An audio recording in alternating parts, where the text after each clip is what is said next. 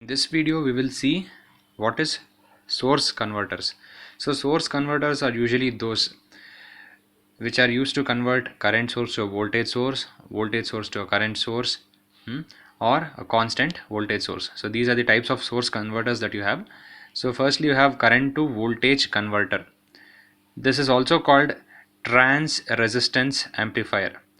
Okay, the circuit is shown as here. As you can see, the non-inverting terminal is grounded, and for the inverting terminal the feedback is given through the RF, and the current flows to the inverting terminal, which is called I1, and the current through RF is called IF, and it comes to the V0.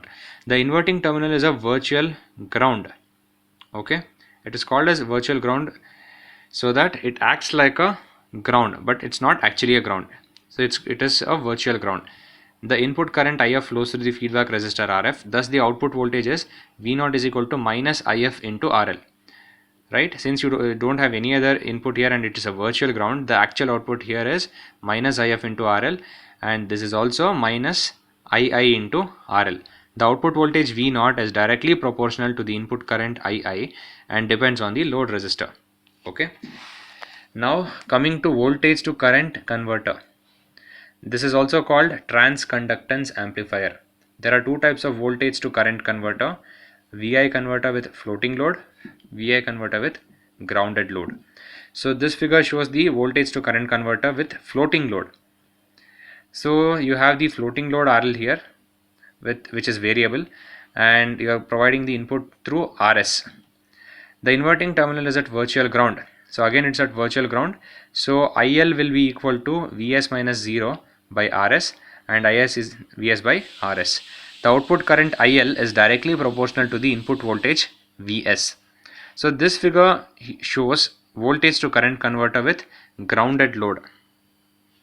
Okay, so what you can see here is you are providing the input to the inverting terminal through one resistor which is called as R1, and this also has a feedback through one more resistor called R2, and normal feedback in which is RF, you're considering the resistance as R4, and there is one more resistor which is connected to the ground with this is R3, and finally you are having the floating load RL here which is connected to the ground. So since this op amp is in non-inverting configuration, V0 will be 1 plus R4 by R3. Okay, R4 by R3 into V2, and V2 equal to R3 divided by R3 plus R4 into V0. Applying KCL to node V2, you get Vs minus V2 by R1 plus V0 minus VL by R2 is equal to IL. Then this becomes Vs minus Vs by R1 minus of 1 by R1 plus 1 by R2 into V2 plus V0 by R2 equal to IL, because VL is equal to V2. Then substituting 3.47 in 3.48, substituting the previous equation in this equation, you get Vs by R1 minus of R1 plus R2 by R1 R2 into R3 by R3 plus R4 minus of 1 by R2 into V0 equal to IL. Now let us consider all the resistors are equal, that is R1, R2, R3 and R4 are all equal. So what happens? IL becomes Vs by R1. So if you consider R1 equal to R2 equal to R3 equal to R4, everyone is same as R1, it becomes Vs by R1. Thus the output current IL is directly proportional to the input voltage Vs. Third one, you have constant voltage source. So this figure shows the constant voltage source using an op amp. Okay, so here you are grounding the non-inverting terminal, and the inverting terminal you are having the feedback and through the resistance, and you are giving a supply voltage Vs, and you are also having the floating resistor RL here which is connected to the output. The inverting terminal is at virtual ground. Okay, similarly, so we have Is is equal to If. So Is is Vs minus V0 by Vs minus 0 by Rs, and this is equal to 0 minus V0 by Rf.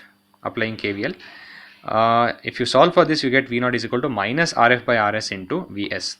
So the output voltage V0 is directly proportional to the input voltage Vs and is independent of the load resistor or load resistance RL. Now we'll go to one more topic, comparators.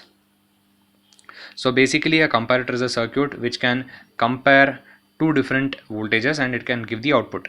Okay, so op amps are often used as comparators to compare the amplitude of one voltage with another.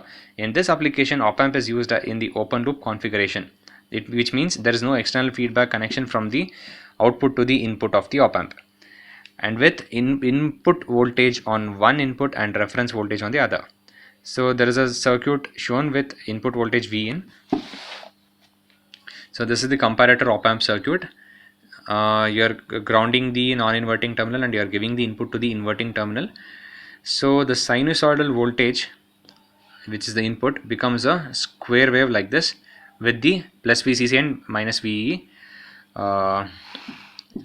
maximum and minimum voltages.